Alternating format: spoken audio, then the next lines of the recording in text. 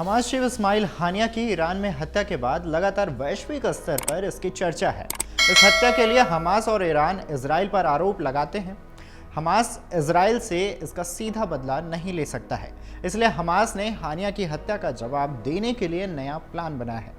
Media reports की माने तो फिलिस्तीनी सूत्रों का हवाला देते हुए चैनल 12 गुरुवार को बताया कि हमास ने विदेशों में इजरायलियों के खिलाफ हमले करने का निर्णय लिया है। रिपोर्ट में कहा गया है कि पिछले महीने तेहरान में हानिया की हत्या के ठीक 2 दिन बाद हमास की ओर से रणनीति में बदलाव किया गया था।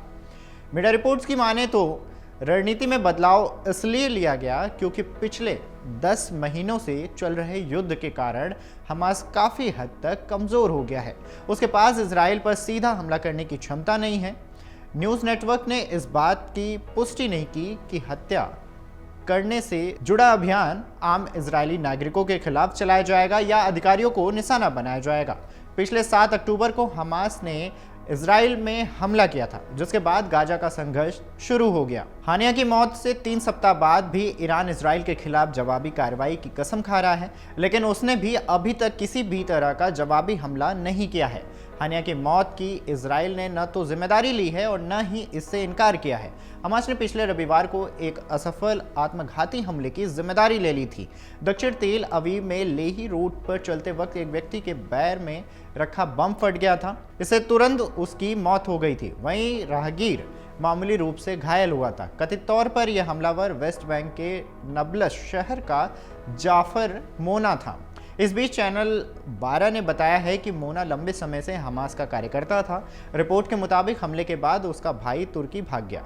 हमास और फिलिस्तीनी इस्लामिक जिहाद आतंकी समूहों ने इस हमले की जिम्मेदारी ली, हालांकि उन्होंने कोई सबूत नहीं दिया। इजरायली सुरक्षा अधिकारियों ने पहले इस संभावना पर ध्यान दिया है कि हमास और लेबनान का हिजबुल्ला या ईरान खुद विदेशों में रहने वाले इजरायली और यहूदी ठिकानों पर हमला कर सकता है।